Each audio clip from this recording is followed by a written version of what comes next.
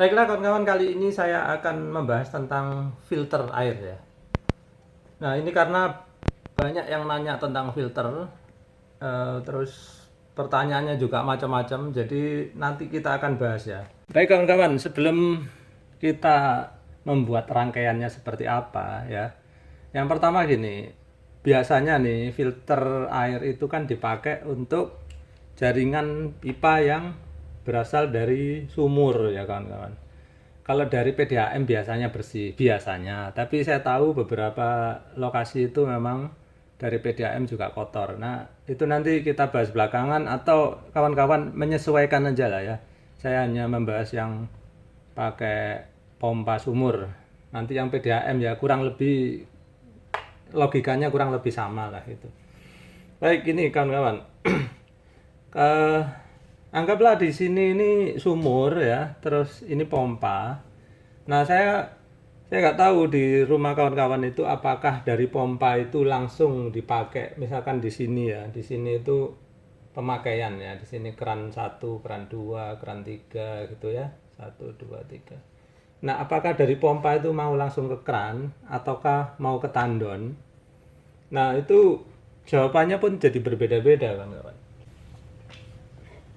Nah, sekarang kita bahas dulu yang umum aja ya kawan-kawan. Yang idealnya dulu lah, idealnya ya. Jadi kalau kita mau pakai filter itu idealnya kita itu punya punya tandon dulu kawan-kawan. Jadi dari pompa ini airnya kita dorong masuk ke tandon seperti ini, gitu ya. Nah, tandon ini di sini gunanya apa? Pertama, di samping menyimpan air ya, kotoran-kotoran pasir ataupun debu yang ikut air ini diharapkan akan mengendap kawan-kawan ya, mengendap di sini ya, seperti itu. Kemudian baru dari sini ya, dari sini itu kita masukkan ke filter kawan-kawan. Nah, filter. Sehingga apa? Filter ini kerjanya nggak terlalu berat karena yang pasir-pasir atau kotoran yang besar itu udah mengendap di sini duluan.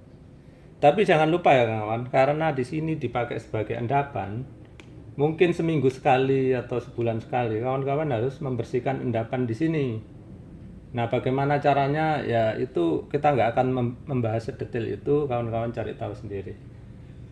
Ada beberapa model tandon itu yang bawahnya sini ada lubang ya, dia punya kaki di sini sehingga dia bisa dengan mudah membuang kotoran yang ada di bawah endapannya gitu. Kalau yang model nggak ada gitunya ya mungkin kawan-kawan harus masuk kemudian bersihin secara manual, oke? Nah, oke, dari sini masuk ke filter. Nah, sehingga filter ini kerjanya nggak terlalu berat karena sebagian kotoran sudah mengendap di sini. Nah, kemudian dari filter ini kawan-kawan, eh, kita bisa aja langsung memakai ke ya, dari filter ini bisa aja langsung ke pemakaian. Nah, kayak gini. Nah, ini yang perlu diperhatikan di sini adalah kapasitas filter ya kawan-kawan. Jadi kawan-kawan ketika beli filter itu biasanya akan dituliskan di situ. Misalkan ya, ini contoh. Kapasitasnya misalkan 15 liter per menit. Ya. Maka di sini alirannya itu ya kurang lebih kalau kawan-kawan pakai 3 keran bersamaan hanya dapat kayak 5 liter per menit ya, masing-masing keran di sini gitu. 5 liter per menit itu pelan sekali kawan-kawan. Nah, mungkin kawan-kawan langsung berpikir bahwa kalau gitu saya mau pasang pompa pendorong Pak gitu. Jadi kita langsung pakai pompa pendorong. Nah, sementara pompa pendorong ini ya, misalkan nih pompa pendorong ini punya kapasitas 25 liter per menit. Nah, di sini ada masalah kawan-kawan. Kenapa? Pompa ini 25 liter per menit sementara filter ini kemampuannya hanya 15 liter per menit ya. Nah, dalam hal ini kawan-kawan punya filter di sini itu akan cepat rusak karena apa? Dia ditekan air sebesar 25 liter per menit sementara kemampuan dia segini. Nah, untuk mengatasinya ya kawan-kawan jangan pakai yang 25 di sini ya. pakai saja yang ya maksimal 15 harus sama gitu. Jadi air yang masuk itu sama dengan kemampuan filter ini. Nah sekarang kawan-kawan ternyata pengen, Pak, saya kalau 15 liter per menit terlalu pelan airnya, sementara anggota keluarga ada misalkan ya sekali mandi itu ada 3 kamar mandi misalkan. Ya mau nggak mau di sini misalkan pengen 30 liter per menit pompanya, Pak, saya mau 30 liter per menit gitu. Nah kalau kita maunya 30 liter per menit ya dengan terpaksa karena ini kemampuannya hanya 15, maka kawan-kawan harus memasang filter baru lagi ya, filter baru lagi di sini kayak gini. Terus pasangnya di paralel ya, keluar dari pompa itu masuk ke sini filter 1, filter 2, terus di sini keluarnya digabung lagi. Sehingga di sini tadi 15, di sini juga 15 liter per menit, sehingga total 30 liter per menit. Nah, seperti itu ya. Makanya ada orang itu yang memakai filter itu sampai 2 atau sampai 3, sampai 4. Itu karena apa? Pemakaiannya di sini banyak sekali gitu. Nah, kemudian mungkin ada kasus lain ya. Mungkin kawan-kawan airnya di sana tuh nggak terlalu kotor, kotornya sedikit aja.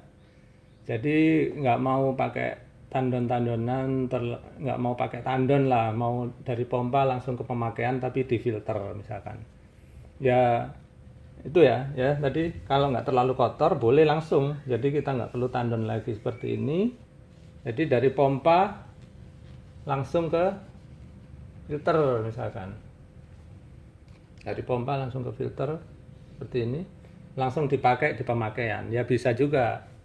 Tapi ingat ya tadi, kalau di sini 15 liter per menit kemampuannya, maka pompanya juga tidak boleh lebih besar dari 15 liter per menit. Kalau pompanya lebih besar, yaitu misalkan 30 liter per menit, maka sama kasusnya kayak tadi, di sini harus ada filter satu lagi sehingga airnya di paralel istilahnya ya. Sehingga 15 tambah 15 sama dengan 30. Seperti itu kawan-kawan ya. Salah satu alternatif lain ya, kawan-kawan juga bisa seperti ini. Ini misalkan kita punya filter 15 liter per menit, ya kan. Kemudian kita punya pompa, ini pompa anggap saja pompa kita ini kecil, 15 liter per menit juga, ya. Tapi kita mau pemakaian di sini bisa 30 liter per menit. Gitu. Nah, bisa nggak ini 15 tapi di sini 30, kebutuhan kita 30. Maka caranya begini kawan-kawan. Ini saya hapus dulu ya. Anggaplah karena pompanya kita di sini 15 liter per menit, maka ini tadi 15 juga ya, 15 liter per menit. Maka ini bisa langsung kita masukkan ke filter, terus dari filter ini kita isikan ke tandon. Jadi masuk ke tandon ini air sudah bersih ya kawan-kawan. Air sudah bersih, kemudian kita mau mengalirkan sekencang 30 liter per menit. Maka ya mau nggak mau kita harus pakai pompa booster ya kawan-kawan. Pompa booster atau pompa pendorong di sini. Nah, pompa pendorongnya ya sesuai kebutuhan. Kalau maunya 30 liter per menit, ya kita pakai pompa yang 30 liter per menit atau di atasnya ya, kayak gitu. 40 liter per menit kayak gitu.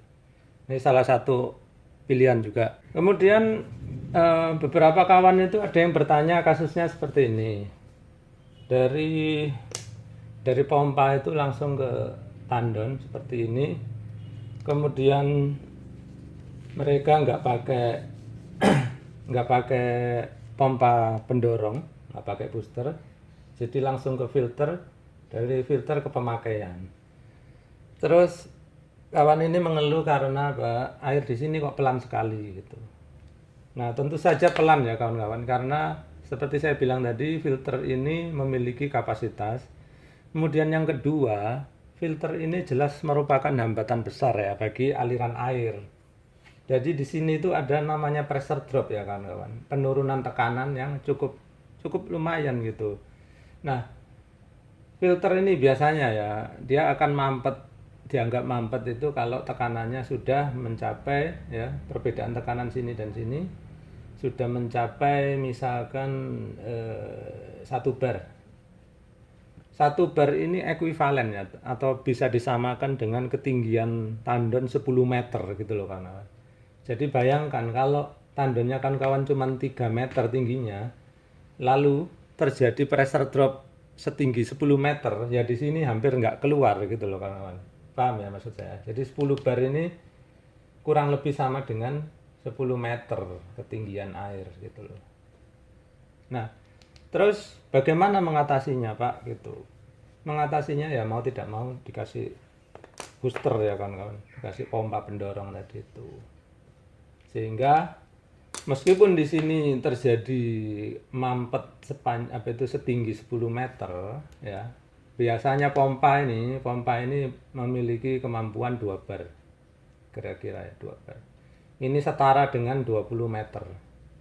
Jadi kalau kawan-kawan 20 meter ketinggian air ya. Jadi kalau kawan-kawan di sini ada pressure drop ya, penurunan tekanan setara 10 meter air, maka kawan-kawan di sini masih punya ya 20 dikurangi 10, di sini masih punya 10 meter. Sama dengan 1 bar. Ya 1 bar masih lumayan kawan-kawan ya. Jadi rangkaiannya seperti ini. Ingat tadi ya bahwa pompa di sini kapasitasnya jangan melebihi kapasitas nih filter ya. Kalau masih bingung lihat tadi videonya yang awal-awal. Kemudian mungkin kawan-kawan ya ketika membeli atau sudah memiliki filter ini, tadi kan kita udah ngomongin kapasitas ya, itu liter per menit. Nah kadang-kadang kapasitas itu ditulisnya gini kawan-kawan, 1000 liter per jam itu ya. Terus sementara pompa kita di sini dia kemampuannya misalkan 20 liter per menit. Mungkin ada yang bingung ya. Wah, gimana Pak? Ini 1000 ya, Pak. Berarti aman ya. Ini 20 masuk ke 1000 aman kan? Ingat kawan-kawan, di sini satuannya liter per jam, sini liter per menit. Kalau kita mau ngomong cukup atau enggak, harus disamakan dulu. Jadi 10 liter per jam ini sama dengan ya, kalau dijadikan per menit. Jadi dalam 1 jam air yang bisa lewat ke sini itu 1000 liter atau 1 meter kubik. Sehingga kalau dalam 1 menit ya ini harus dibagi 60 ya kan, bagi 60. Hasilnya 16 kira-kira ya 16 liter per menit gitu. Jadi harus disamakan dulu ya satuannya liter per menit, liter per menit. Nah, setelah kita tahu, loh ini ternyata kelihatannya tadi kok besar 1000, ternyata dia hanya 16 liter per menit kapasitas filter. Berarti nggak boleh didorong pakai pompa 20 liter per menit, bisa cepat rusak ya. Gitu loh kawan-kawan. Jadi pompa ini harus lebih kecil dari filternya. Nah, sehingga kalau kurang gini ya, kita harus tambah filter terus di paralel seperti tadi saya bilang. Atau kalau kawan-kawan nggak mau begitu ya, di sini tambah stop kran ya, tambah stop kran. Nanti diatur lah tekanan alirannya, mungkin dibuka setengah atau apa. Ini untuk agar filternya awet ya, nggak cepat rusak. Baik, itu tadi ya kawan-kawan sekilas tentang pengetahuan tentang filter air.